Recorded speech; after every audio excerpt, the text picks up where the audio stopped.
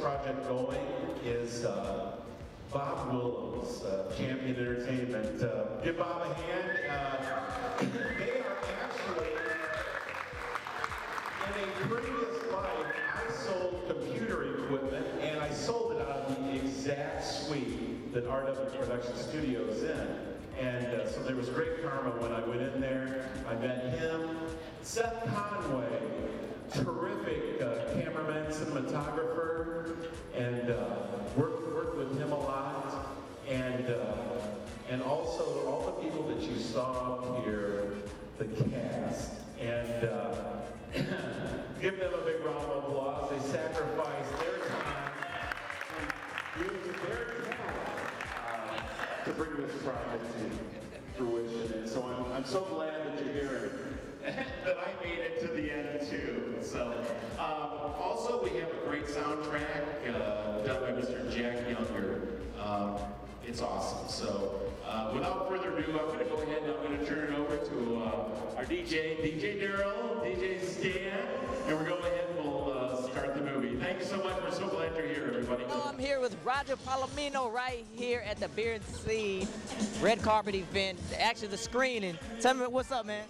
Oh, I had a lot of fun making the film, and when Bill told me about the project, it sounded very interesting, and I read the script and I was amazed. I was like, wow, this character is something else. Now, tell me about your character. Well, I play Jimmy the Nail, and I'm a little thug in high school, and the advantage of being short and looking like I'm not in my 30s, is that, you know, you're able to play a high school character of that magnitude, so that was a lot of fun. Now, how did you really link up with Bill Cox? You know, he was a writer and director, and you mentioned that you loved the script. How did you really link up with him? Well, actually, I'm currently an actor, and I had worked with Christine Tran, one of my good friends, and she told me about this project. She said, why don't you talk to Bill and see, you know, what he thinks, and go and read for it, and so lo and behold, I became part of Jeff Rains, a.k.a. the bartender, Mr. Nick. What's going on, sir? Oh man, not a whole lot. How you doing? I'm blessed and not stressed. Can't complain. What do you think about the film so far? You know what? I love the film. I'm very, very happy. Bill, you did it out, man. You put it out there. You wrote it. You produced it. You directed it, and you starred in it. I'm very proud of you, man. Great job. You mentioned that you went to school with Bill. Yes, sir. Tell me about that. How really did you encounter him 22 years ago? Well, the funny thing is, as I watched the film, it's all about college. Back when Bill and I went to college, at Central Michigan University is the school we went to. He renamed it, of course, and the bartender that I played, I knew that guy. I knew Bill. I knew the drug dealers. I didn't know the girl that got raped, but I knew a lot of girls like her. So yeah, it was all good. He picked up a lot of our years in college. He just turned it into a movie, and he did a great job. Tell me, what was your favorite part from working with some of your cast members, and what was basically the favorite part that was for you with actually working with other actors and Mr. Bill as well? Well, you know, what I liked about it is, you know, he had a script, but when it came down to it, he just say, man, just do what you feel. And I have to admit, my favorite part was the closing scene with me and Seed and Bill when he hands him over to me to work for me, and we go into the executive training program. That was all just ad lib. We just did it. They said cut, print. We loved it, and it worked out really well. I loved the way it ended. Now, let me ask you this: if he has a sequel, will we be seeing Mr. Jeff Rains in that film? Well, you know, Nick. He didn't have a long life, you know, that bartending, you know, remarried. I don't know if Nick makes a sequel, but if he does, I'd be happy to be in it. Tell me about the film. Well, the film, Bill told me about the film, actually, a few years ago, what he had in mind, asked me if I'd like to be a part of it, and I said, well, sure. I mean, why wouldn't you know? And Bill I met about 20 years ago in a Toastmasters class, and we were involved in that for a couple of years. Had a lot of fun with it because you can really freelance with what you're doing. So now tell me about your character in the film. Professor Johns. He's one of those kind of like stiff-necked guys that really does have a soft spot way down deep, and Bill managed to touch that with his his drive and the way he pursued things, and I kind of got the feeling that he kind of identified with him as a younger person. I understand that. Now let me ask you this: who, besides your character and Bill, who was your next favorite character and what made them so special? And how you think that really made them change the film, you know, really brought that life to it? Actually, the character of Steve was one of my favorite characters because he was just such a jerk, but he was a wonderful jerk. I mean, he was just great, you know, playing that With part. Mr. Jon Sawyer. Tell me about your part in the film. Well, I play Steve. He's a bit of a drug dealer. He's a bit of a dick. He's a lesser evil to Jimmy the Nail. All right? So I just kind of come in at the beginning of the movie as like this bad guy, and then Jimmy the Nail shows you what is truly the bad guy in the movie. Now tell me, you were telling me that you also just graduated from University of Houston in production and whatnot. Tell me about that and where do you look like taking that into the future? Well, I recently got a job at PBS as a master control operator. It's pretty good, you know, I enjoy it. You know, like the tech side of things. What's interesting about this movie is I showed up trying to do, you know, like a key grip, like a tech part, and then I was going to play a minor part. The graduate professor who was a gambling addict, that was originally the part I was supposed to play, but when I showed up on the set, Bill fell in love with me, and I ended up playing Steve. So how did you really feel about that move from Bill? It was a little strange, you know. I've been in other acting roles, but in the end, like I just decided to go with it, you know, because you know the crazy train of life. Dessa, originally from New York, but now Houstonian. How you doing?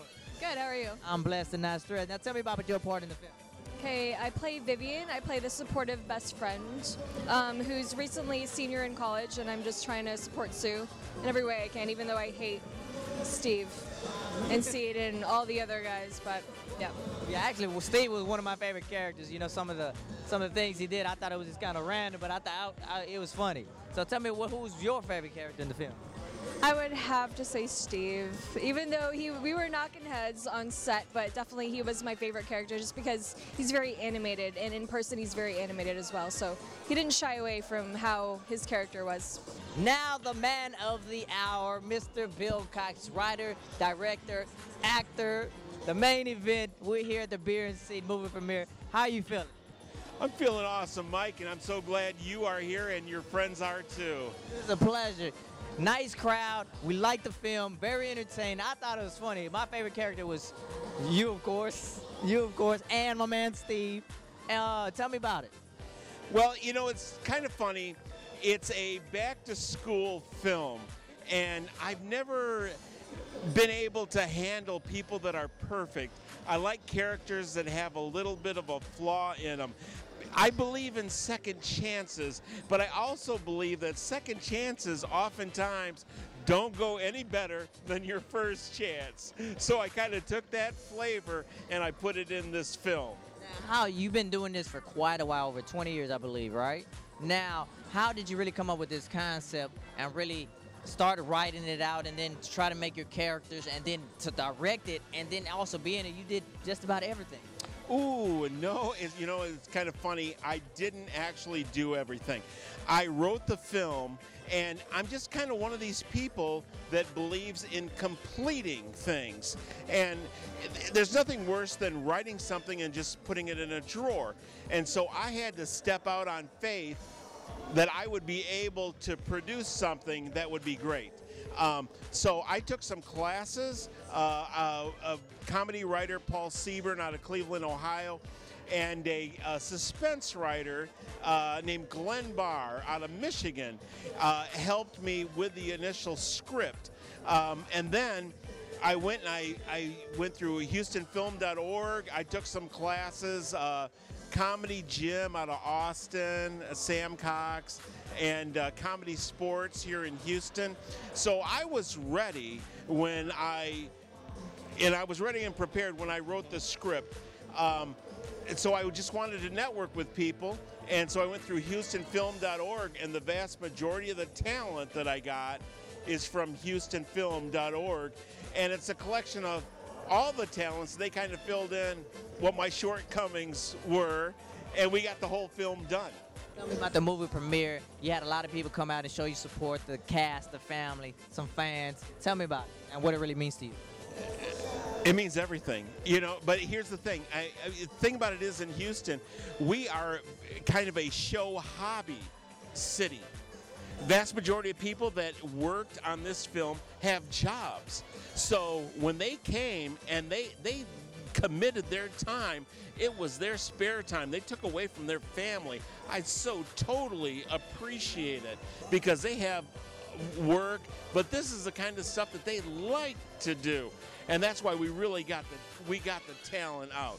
And I'm just on cloud nine that these people would sacrifice their free time to help a project like that. It just goes to show that they believe not only in indie film, but they believe in Houston.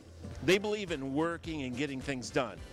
And I like that. Now, for this film, do you really see yourself marketing it, you know, to like, or entering into like the Sundance festivals for short films and films such as yours? Actually, I have an independent film deal pending.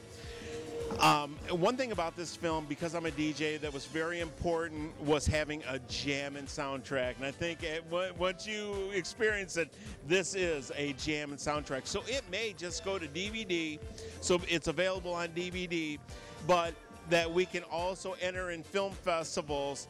And basically, I just want to get some momentum and go to the next project. You know, once you get bit by this industry, you just want to keep going. Just want to keep going to the next projects. Well, it's a pleasure. Y'all did a great job, and I want to say congratulations and a happy birthday, and congratulations on your film, Beer and Seed. If it's premiered, if it's available, when it's available, where can people find all your content and get in contact with Mr. Bill Cox? Hey, I am all over Facebook, and my stuff, Amazon is treating me well, so I'll probably continue on making sure that it's through Amazon. And Mike, thank you so much for coming out and supporting all of us with independent film. I appreciate it.